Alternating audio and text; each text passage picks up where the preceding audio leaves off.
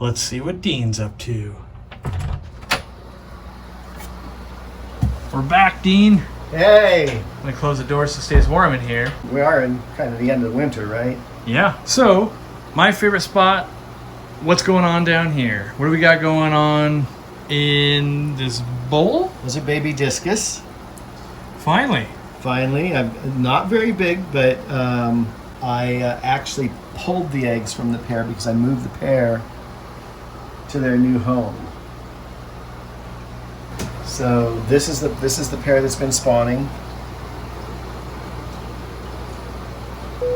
Looking big. Yeah. They're fat. I think they're bigger than the ones we ate.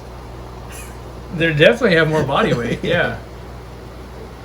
That's funny, you see the reflection of you. I didn't realize you're wearing a Discus shirt Oh, today. I am. Wow. Yeah. Where'd you get that Discus shirt? So this is from a guy he's on YouTube all the time from the UK, I believe. Okay. But I cannot remember his name offhand. Well, hopefully we'll figure it out. Yeah. Mention it later. Yeah. Jimmy will find it. Yeah. Go Gadget Jimmy. And so the pair was in here, and originally I had all four together, Okay. and it wasn't working out spawning wise. If you guys follow me on Instagram, you'll see that I've had these spawn, I don't know, 5 or 6 times right before I leave town. I'm still waiting on some babies, Dean. Yeah, so what's been happening is the last spawn, the fry got all the way to the parents' sides for 2 or 3 days. But in my opinion, I had way too much filtration, and they were just flying all over the tank. So I thought, okay, let's go back to a 20 with just the pair. I can adjust the filtration down. In the meantime, they spawned again, and I took the eggs away that time and hatched them. And it's not a giant hatch, but we are at the eating brine shrimp stage, so that's usually a good sign. I'd be happy with a dozen out of there. I think there's maybe 30 or so in there right now. Someone will count and they'll tell us. Yeah, they will. Back behind, 2 different spawns of black rams. Oh, black rams. Wow. Yeah, there's no regular rams in here. There's gold rams, but there's black rams. There's no regular rams in here anymore. Sorry, guys. Uh-oh. We'll get them back again someday, though. This one is a week older than the ones you can see the eggs on the rock on the thing in the back. And I think you could probably get in there. Oh, from the okay. side. I didn't realize. Yeah.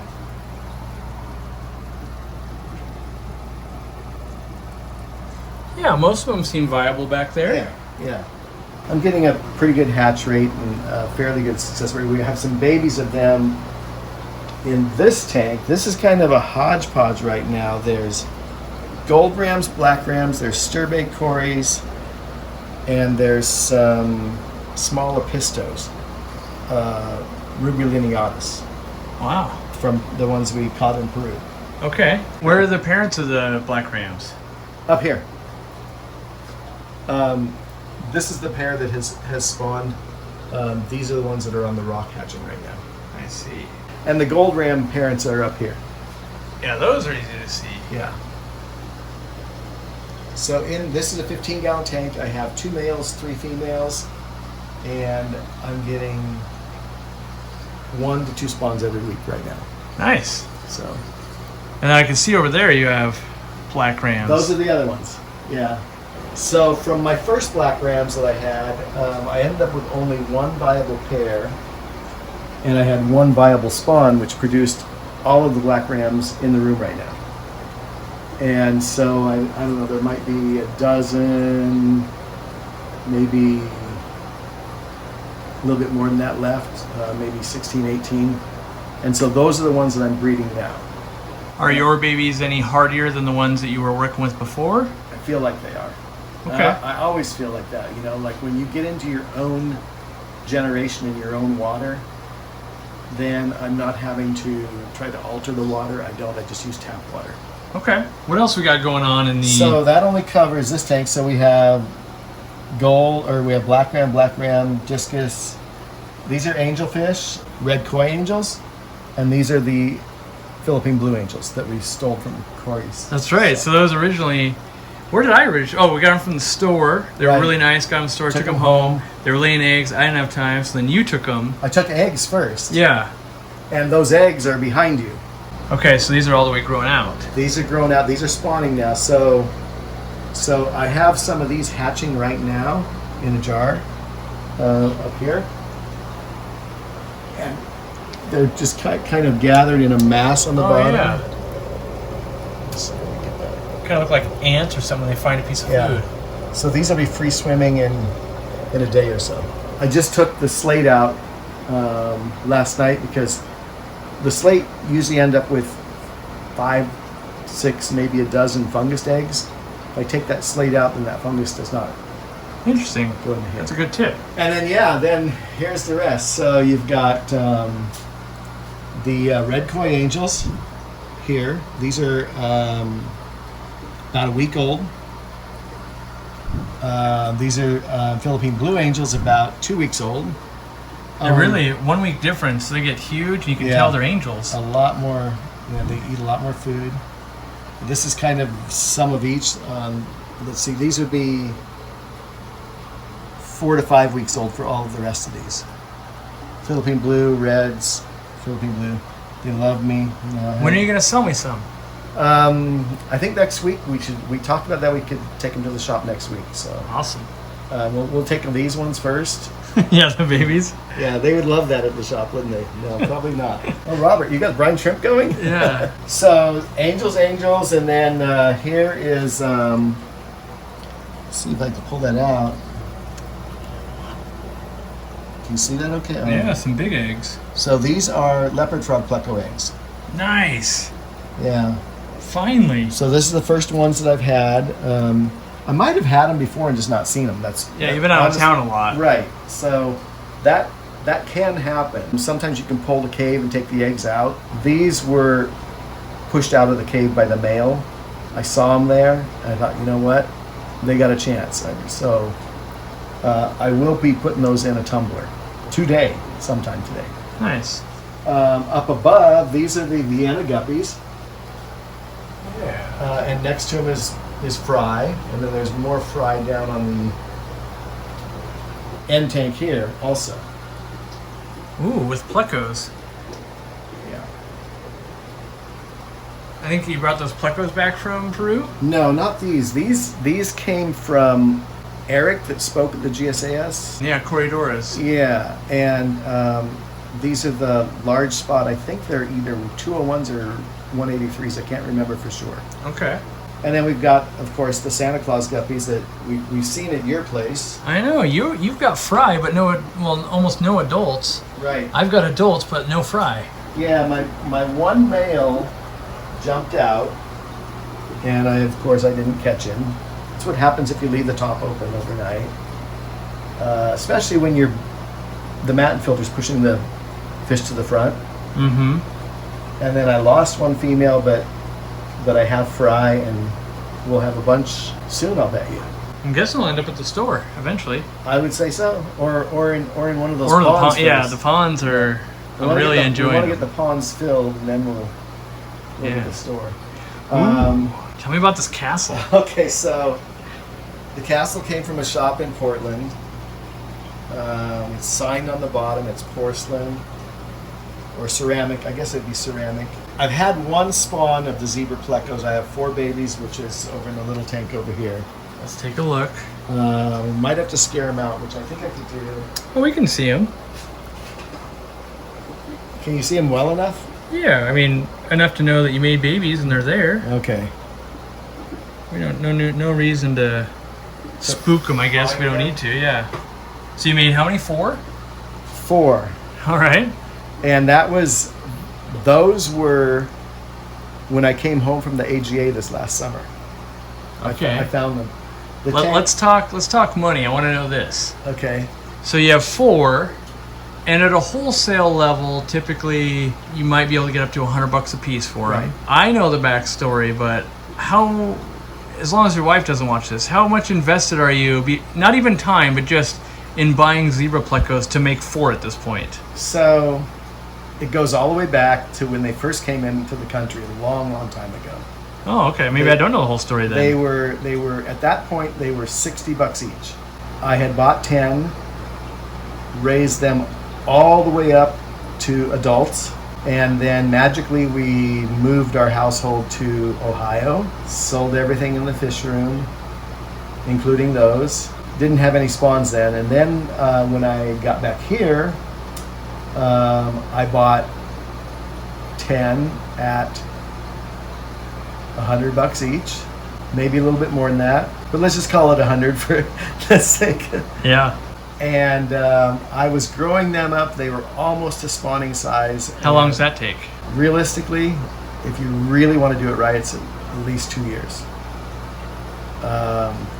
This is why a lot of people, in my opinion, fail with more expensive or harder to spawn fish, is they want it instantly.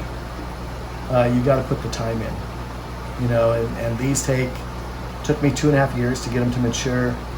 At that time, I was going to Canada quite often because my wife was working up there, and I had a heater stick on for a weekend, and it killed everything in the tank.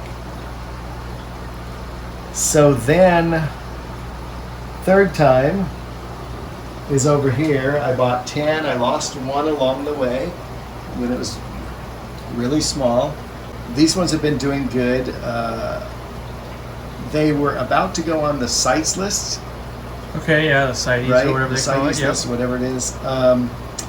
And I thought, you know, if I don't get them before they go on there, I probably won't have the chance. And so I got another 10. In addition to those 10? No, Oh. these were the 10. Okay. And I've had these for at least 3 years now.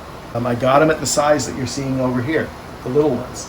I was a little concerned that I didn't have any females, but obviously if I have 4 babies, somewhere in that tank is a female. And I'm not one to go in there and pull each one out and say, let's sex it. I would rather see them trapped in a cave and then I could figure out which one it is. I mean, a lot of other people will, you know, basically tear their tank apart to make sure they have males and females, but I've done it several ways. We've had the mulm discussion before. We have. At some point, this tank has become completely full of algae. And we could have a B-roll tank about that. So He's working with that with another set of fish right now that he doesn't want to show. so much so that I could not even see in through the front glass. And that's when I actually found the babies. Right now, I just, in the last couple of weeks, because I've basically been home, right? Yeah. I reset the tank. I put the castle in there because I wanted it in some tank. And I've done a little bit different things. I've taken some of the caves out so that they basically have to either fight over a cave or figure it out. So maybe I get fry, maybe I won't. We'll see. I hope you start making a lot, because we could sell so many, especially from a local breeder. Yeah. Because sometimes they come in a little Thin. small, I would say. Small. You order them in one time, they're great, and then the next size they're half the size. You paid the same price, so Well, you think about when was the AGA? June? July? something like that. Yeah, I feel like So that's how big they are after makes all that those time. what 6 months more. A little over 6 months. Yeah, and I mean that's a good size. They're ready. Yeah. You know, they're ready to be sold. But my guess, and this is my guess, are you keeping them to increase colony size? Those ones? Yeah. No, I'm keeping them because I only got 4. Oh, okay. Could sell those, but you know, what if Yeah. something happens, you know? I mean, we just saw a video that Jimmy put out where he took some of the Vienna guppies and he split them between like 3 tanks. You know, I guess that's confidence, but you know, but it does make sense if you have something like that, you know, don't put all your eggs in one basket. And should I split those up? Maybe, but I'm not going to. You got a small fish room. I don't have that much tank space, yeah. What else are we working on that we haven't covered yet? So let's see, what else have we? Well, we did the black rams, the 333s are up there. That's another pleco I've been spawning. Not quite as often as I used to, but they are getting a little bit older. The leopard frogs, if you want, I could show you some. Sure. I know it's one of your favorite, and I'd love them. I mean, that's why I knew I wasn't gonna have time to breed them, so I sent them to you. So I'm gonna pick this thing up. You'll see him on the backside. Stay away from me. But look at the size. Oh yeah. They're fat. Yeah. And what are you feeding them kind of daily? Man, wouldn't it be awesome if I would have turned that over? There would have been eggs in there too. Yes. People would have thought we staged it though. Yeah, I know. They would, you know, half the time when stuff like that happens, it legit is a surprise to us too. I know, it probably I just know, comes exactly. off as, oh, they knew that, but So this tank gets let's go weekly rather than daily. sure. Okay. So it gets frozen brine shrimp, frozen bloodworms, extreme aquatic foods, krill flakes that Oh, we gotta get some more of that. it used to get the nano pellets. I'm not doing that anymore in there. It's basically the Sarah Discus food. Okay. I'm almost out of it, but I've been using a lot of that. It's basically trying to run out of it. Okay. So, Trying to use it up. well, if you remember, I bought a bunch of it in bulk from you. Yeah. Yeah, so I'm trying to use it up rather than throw it away. So every fish in here that's big enough will take the krill flakes. And the first time. The smaller fish, I use a lot of the nano. And this looks empty, but I actually did a cory. Ah. So I fill this and I can just... You're not allowed to use my own technology against me? Yeah, yeah. So it does work. It works really well. I swear, I was considering doing that in my own fish room because I keep having to open it and feed the tanks. Yeah. I fed some today before I And came you're over. going like this, right? And I was like, why don't I put this in a squeeze bottle? Well, because literally you could just take it and come over to any tank and just literally give it a shake, and you've got the nano pellets in there. Yep. So if you shake too much, you get too much sometimes. But Yeah, it's like a salt shaker. and you've heard in CO2 the end of the bottle dump.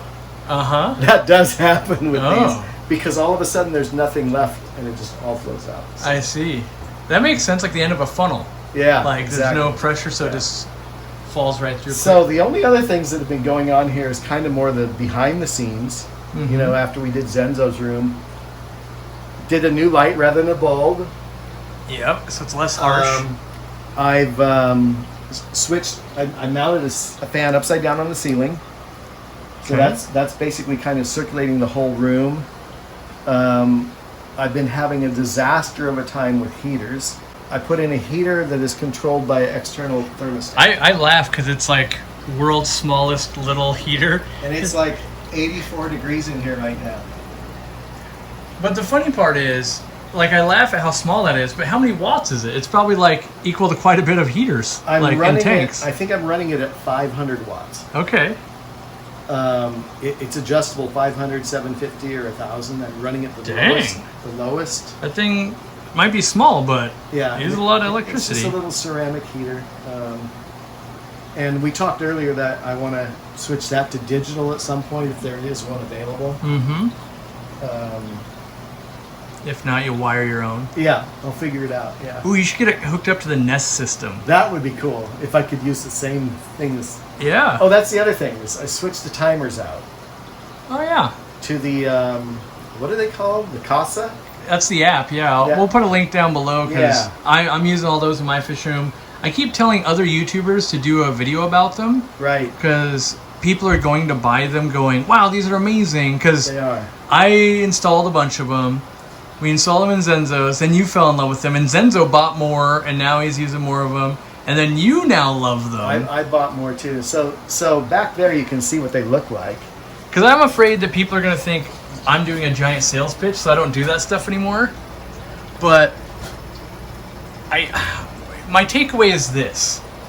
I don't think I can tell anyone that this Wi-Fi timer is going to be a game changer and have them take me serious. Right. But if you use one, then all of a sudden you'll be in the club of like, I get it. They are amazing. They are like $20 a piece or something. It's kind of They're expensive. not even 20, are they? I don't know. They're not super cheap. I mean, the key is, you know, their Wi-Fi. I can tap the end Yep. and it'll turn on and off, but the timer will remember the next cycle. So you don't have to worry about that. With the other timers, like Oh no, it's gone forever now. that one, Yeah. if the power goes out, then you're going to reset it. Some of them do have battery backup. The biggest feature is, like right now, normally the lights wouldn't be on, Right, so he had to turn them on. right. They'll still go off and turn back on with the normal schedule that he's Exactly. programmed with his phone, where Right. when you have an analog one, like the ones we saw on our website, you'll flip the button up to turn them on, and if you don't forget to come turn them off, you're going to grow a bunch of algae and all of that, and you can turn them on and off. Like I'll do that sometimes when my wife walks in to feed my fish room, the lights aren't on. Right. Hold on, and I turn them on. Yeah. You know, so you get a lot of options. And, And but this video is not a sales pitch on that, but we'll put a link because they are amazing. They are good. But- they're really good. You know, Well, and, you know, I mean, I could give the only other thing is like, you know, like there's been a couple nights where my lights normally go off around 11. I can be on the couch and say, oh, you know, I want to check on something at 11:30, so I'm going to just keep them on for an extra half hour. I can just do it from my phone. Yeah, it's super simple and easy. It basically, I think one of the best functionalities is it takes all your lights that aren't like a Fluwall 3.0 and gives you that app ability of like, let me turn them on and off and set a schedule, and you can have them come on and go off multiple times a day, and it can account for daylight savings. It can do all these things, and I found it to be super useful. But I also, to save money, I plug them into power strips because I don't want to run 30 of these things. So I plug into a power strip and then plug all my lights into that power Well, strip. that's how that is. That all the lights on that side of the room are plugged into that, Okay. the green power strip over there. Yeah. And so, yeah, I agree. And they will handle up to 1,500 watts each. So, what's an LED light? Maybe 15 to 30 watts now? I can't Yeah, remember. 30 would be, that'd be like a 4-foot light at that Yeah. point. Maybe, well, they go up to like 60 almost on a 4-foot and Yeah. some of the high power ones. But these Stingrays are, like the They're- biggest they're ones. enough. I think a 4-foot is 17 watts. Right. We're in a time where we're basically stuck at home a lot. Yeah. So, playing a little bit more. Behind you is my sweet potato. This is good. This is almost ready to go in a tank, I think. Nice. Um, I still intend to do this project someday, and I just have not gotten around to it. yeah. I mean, I got two, but only one sprouted. But I actually kind of think this one I might have put in upside down. So I don't know. I mean, I guess I didn't know there was a top and a bottom to There the is a sweet top potato. and a bottom. Oh. Yeah. So, and then I'm trying to get a little bit more green. Maybe I should rephrase that. Easy green There you go. into my tank. So, you know, Sabuasir Tang, the Nubius. We actually talked about a series about, like this old tank or something, and Yeah. me and you working, or you and I working together on a Planet Tank series. Because you used to do Planet Tanks, what, 20, 30 years ago, Right. quite a bit. Right. Yeah. But a lot of the technology all of the technology has changed a ton, and so Yeah. now you almost got like learning pains again. Right. Yeah. So we think we might do a multi-part series where, because obviously you guys know Dean's got skills to breed fish. I mean, that's real apparent. But because he's focusing on that, he's not focusing on plants. And I think he's got some challenges, like he goes out of town quite a bit now and things like that. And so he gets advice from different people, but they're, in my opinion, maybe not taking into account your travel schedule and that Right. kind of stuff. So Right. I think we can get around that. And that all of your plants would have to be functional, Right. can move, can be breeding with fish, Yeah. and that kind of stuff. I mean, I've worked with a few, potted plants in the tank. That's an Anubias, but this one is in one of the husks. Yeah, like a dwarf lily. Yeah. Yep. These are little pink. Oh, pink flamingo crypt. Yeah, Yeah. and they're just starting to send out new leaves. They, you know how they crypts. Because you got them as a tissue culture, probably. Exactly, yeah. Yep. That's a good looking Pontigeton bovinianus. Oh, is that what that is? Yeah. Yeah, it's good looking. Yeah. But other than that, I mean, breeding's happening, moving some things around. I'm thinking of some other changes in here. One of the things I'd like to do is get rid of the dividers in the angelfish tanks. maybe only have one pair each. Makes sense. All right, well, until next time, we'll put a link at the end here to some of the old fish room tours so you can see. Like a lot of people ask, what about this? Go into detail on that. We've done that in the past. I've done that, yep. Yep. You know, things like that. And also you've done tutorials about breeding rams and breeding angels. So right. 2 of those we've already taken care of in the past as well. And so we're kind of building this library of Dean's knowledge. That's why I kind of visit him and we learn. Well, 1, he's always learning, which is cool.